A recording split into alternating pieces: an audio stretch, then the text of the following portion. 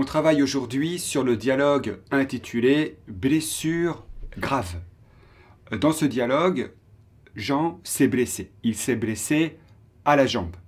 Il s'est blessé à la jambe avec une tronçonneuse. Alors, je vous laisse imaginer la scène. C'est un outil pour couper les arbres.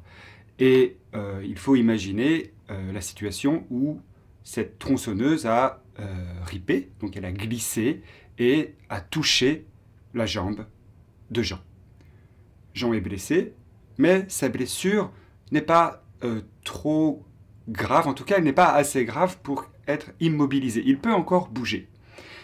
La blessure lui permet de bouger, par contre c'est une blessure qui est profonde. C'est ce que lui dit le docteur et elle lui dit « Vous avez perdu beaucoup de sang ». Alors, dans ce dialogue, vous remarquez que le docteur est une femme, c'est vrai, on peut dire le docteur ou la docteure, les deux se disent. Depuis quelque temps, on entend surtout la docteure. Mais tout est possible, la docteure, la doctoresse, le docteur, le médecin, en parlant d'une femme, tous ces mots sont possibles. Bien. Pour donner un ordre, on peut utiliser l'impératif et c'est le cas dans ce dialogue. C'est donc le docteur qui va donner tous les ordres du dialogue. On va les lister ensemble. Allongez-vous, ne bougez pas, ou encore ne vous inquiétez pas, ne parlez plus, restez bien calme. Et à la fin aussi, laissez-la. Donc ici vous avez l'utilisation de l'impératif pour dire un ordre. C'est à chaque fois un impératif qui est au présent et selon les cas, l'impératif est utilisé avec un pronom ou sans. Par exemple, s'allonger, c'est un verbe pronominal, ça va donner allonge-toi, allongeons-nous, allongez-vous. Le médecin, la docteure, donc, vous voit bien sûr son patient. Elle utilise la forme de politesse. Allongez-vous. À la forme négative, les verbes pronominaux deviennent ne vous. C'est le cas de la phrase ne vous inquiétez pas. Ne vous inquiétez pas. Quand le verbe n'est pas pronominal, alors le pronom, bien sûr, disparaît. C'est le cas de ne bougez pas. Ou encore ne parlez plus, ou encore restez bien calme. Vous noterez que les mots à l'impératif sont très souvent utilisés chez le médecin. Ça vaut la peine de bien les avoir en tête. Allongez-vous, ne bougez pas, ou encore ne vous inquiétez pas, ne parlez plus, restez bien calme. On pourrait rajouter d'autres verbes qui seraient utilisés dans d'autres situations. Par exemple, ouvrez la bouche, ah, fermez les yeux, d'accord? Par exemple, levez-vous, ou encore baissez-vous, ou encore allongez-vous, redressez-vous, respirez. Hein, voilà, ça ce sont des verbes qui sont très souvent utilisés chez le médecin. Ça vaut la peine de les retenir. Voilà. Donc dans tous ces cas, on utilise l'impératif pour dire un ordre.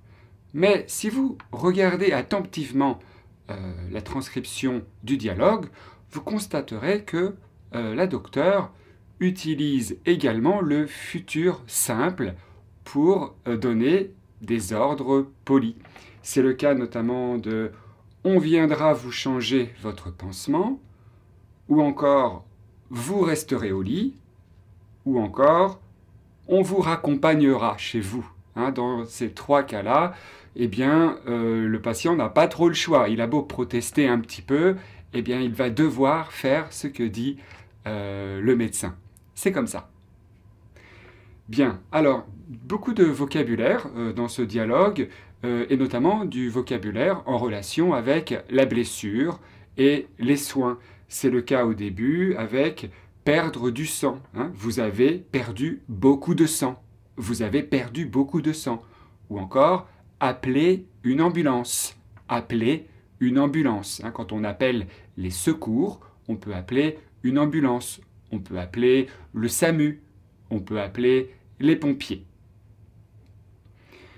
Un peu plus loin, le docteur précise la blessure est profonde. Une blessure peut être profonde ou bien légère, superficielle. Quand la blessure est profonde, la blessure en général est grave. Quand la blessure est superficielle, quand la blessure est légère, la blessure n'est pas grave. Elle utilise aussi le verbe recoudre. Recoudre, c'est l'action de refermer une plaie à l'aide, alors là l'image c'est une aiguille et du fil. Aujourd'hui on ne va pas utiliser une aiguille et du fil pour refermer la plaie, mais on utilise assez couramment le verbe recoudre. On utilise aussi le mot anesthésie locale. Une anesthésie locale, eh bien, quand on veut faire une petite opération, ça peut être... il ne faut pas imaginer une grande opération, hein, c'est une petite opération qui peut se faire chez un docteur. Eh bien, on va endormir une partie du corps, pas la totalité, juste une partie, afin que l'opération se fasse sans douleur. Auquel cas, on fait une anesthésie locale. Et puis, il y avait aussi le mot piqûre, faire une piqûre. Hein, on imagine ici que l'anesthésie va se faire au moyen d'une piqûre. Le docteur va injecter un produit qui va endormir, et en tout cas qui va anesthésier une partie du corps de son patient. Et puis vous aviez aussi le mot pansement.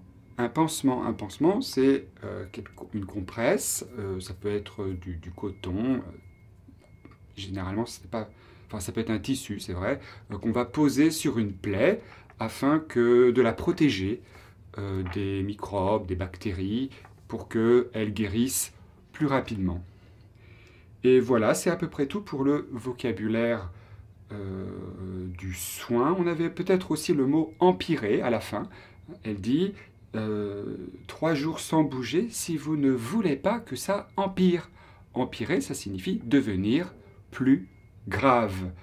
Voilà, c'est à peu près tout pour ce texte. Ce texte est assez simple à comprendre, j'espère en tout cas. Si vous l'avez trouvé difficile, vous devez le réécouter plusieurs fois pour vous habituer. Je vous invite à mémoriser les phrases interrogatives. Elles sont vraiment très souvent utilisées. Par exemple, vous vous êtes fait ça comment ?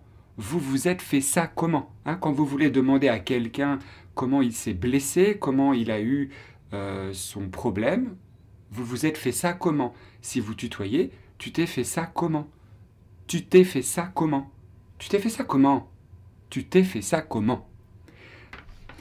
Voilà, c'est tout pour aujourd'hui.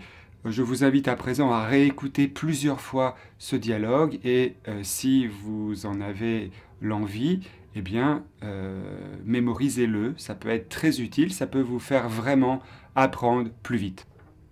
C'est tout. Abonnez-vous. Voilà. Podcastfrançaisfacile.com